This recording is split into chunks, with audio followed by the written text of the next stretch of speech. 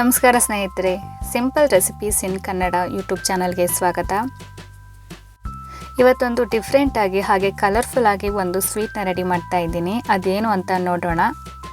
ಅದಕ್ಕೂ ಮುಂಚೆ ನನ್ನ ಚಾನಲ್ನ ಸಬ್ಸ್ಕ್ರೈಬ್ ಮಾಡೋದನ್ನು ಮರಿಬೇಡಿ.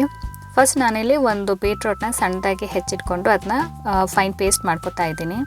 ಈಗ ನಾನಿಲ್ಲಿ 1.5 ಕಪ್ ಆಗುವಷ್ಟು ನೀರನ್ನ ಹಾಕಿ ಬೀಟ್ರೋಟ್ ಜ್ಯೂಸ್ನ ಸಪ್ರೇಟ್ ಮಾಡ್ಕೊತಾ ಇದ್ದೀನಿ. ಆಮೇಲೆ ಇದಕ್ಕೆ ಇನ್ನೊಂದು ಅರ್ಧ ಕಪ್ ಆಗುವಷ್ಟು ನೀರನ್ನ ಹಾಕಿದ್ದೀನಿ. ಟೋಟಲ್ ಒಂದು 2 ಕಪ್ ಆಗುವಷ್ಟು ಬೀಟ್ರೋಟ್ ನೀರನ್ನ ಮಾಡ್ಕೊಂಡಿದ್ದೀನಿ.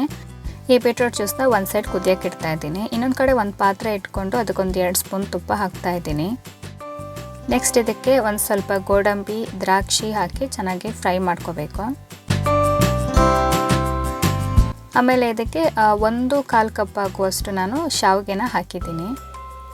ಶಾವಿಗೆ ಹಾಕಿದ್ಮೇಲೆ ಚೆನ್ನಾಗಿ ರೋಸ್ಟ್ ಮಾಡ್ಕೋಬೇಕು. ನಾವೀಗ ಕೀರಿಗೆಲ್ಲ ರೋಸ್ಟ್ ಮಾಡ್ಕೋತೀವಲ್ವ, ಅದೇ ಥರ. ಸಾಮಾನ್ಯವಾಗಿ ನಾವು ರವೆಯಲ್ಲಿ ಕೇಸರಿಬಾತ್ ಮಾಡ್ತೀವಿ ಅಲ್ವಾ, ಸ್ವಲ್ಪ ಚೇಂಜ್ ಇರಲಿ ನೋಡೋಣ ಅಂದ್ಕೊಂಡ್ಬಿಟ್ಟು ನಾನು ಈ ಶಾವಿಗೆನ ಯೂಸ್ ಮಾಡಿ ಮಾಡ್ತಾ ಇದ್ದೀನಿ. ಅದು ಕೂಡ ಕಲರ್ಗೋಸ್ಕರ ಬೀಟ್ರೋಟ್ ಜ್ಯೂಸ್ನ ಯೂಸ್ ಮಾಡ್ತಾ ಇದ್ದೀನಿ. ಈ ರೀತಿ ಶಾವಿಗೆ ಚೆನ್ನಾಗಿ ಫ್ರೈ ಆದಮೇಲೆ ಕುದಿ ಬರ್ತಿರೋ ಬೀಟ್ರೋಟ್ ಜ್ಯೂಸ್ನ ಹಾಕಿದ್ರಾಯಿತು. ನಾವು ಕಸ್ಟರ್ಡ್ ಪೌಡ್ರೆಲ್ಲ ಯೂಸ್ ಮಾಡಿಬಿಟ್ಟು ಡೆಸರ್ಟ್ ಮಾಡ್ತೀವಲ್ವ, ಆ ಡೆಸರ್ಟಿಗೆ ಕೂಡ ನಾವು ಈ ಶಾವಿಗೆನ ಆ್ಯಡ್ ಮಾಡಿದ್ರೆ ಇನ್ನೂ ಕಲರ್ಫುಲ್ಲಾಗಿ ಇನ್ನೂ ಚೆನ್ನಾಗಿರುತ್ತೆ. ಬೇಕಾದರೆ ಒಂದ್ಸಲ ಟ್ರೈ ಮಾಡಿ ನೋಡಿ. ಈಗ ನಾನಿಲ್ಲಿ ಒಂದು ಸ್ವಲ್ಪ ಉಪ್ಪು ಹಾಕ್ತಾಯಿದ್ದೀನಿ. ಒಂದು 4 to 5 ಮಿನಿಟ್ಸಲ್ಲಿ ಶಾವಿಗೆ ಕ್ಲೀನಾಗಿ ಬೆಂದ್ಬಿಡುತ್ತೆ. ನೋಡಿ ಎಷ್ಟು ಚೆನ್ನಾಗಿ ಬಂದಿದೆ ಅಲ್ಲ ಕಲರ್ಫುಲ್ಲಾಗಿ. ನೀವು ಒಂದ್ಸಲ ಹೀಗೆ ಟ್ರೈ ಮಾಡಿ ಹೇಗಾಗಿತ್ತು ಅಂತ ಕಮೆಂಟ್ ಮೂಲಕ ತಿಳಿಸಿ. ನಾನಿಲ್ಲೊಂದು 3/4 ಕಪ್ ಆಗುವಷ್ಟು ಸಕ್ಕರೆನ ಹಾಕಿದ್ದೀನಿ. ಸಕ್ಕರೆ ಹಾಕಿದ್ಮೇಲೆ ಕೂಡ ಚೆನ್ನಾಗಿ ತಿರುಗಿಸ್ಕೋಬೇಕು. ಈ ರೀತಿ ನಾವು ಬೀಟ್ರೋಟ್ ಯೂಸ್ ಮಾಡಿಕೊಂಡು ಸ್ವೀಟ್ ಮಾಡೋದ್ರಿಂದ ಸ್ವೀಟ್ ತುಂಬ ಕಲರ್ಫುಲ್ಲಾಗೂ ಇರುತ್ತೆ, ಹಾಗೆ ಹೆಲ್ದಿಯಾಗೂ ಇರುತ್ತೆ. ನೀವು ಒಂದ್ಸಲ ಟ್ರೈ ಮಾಡಿ.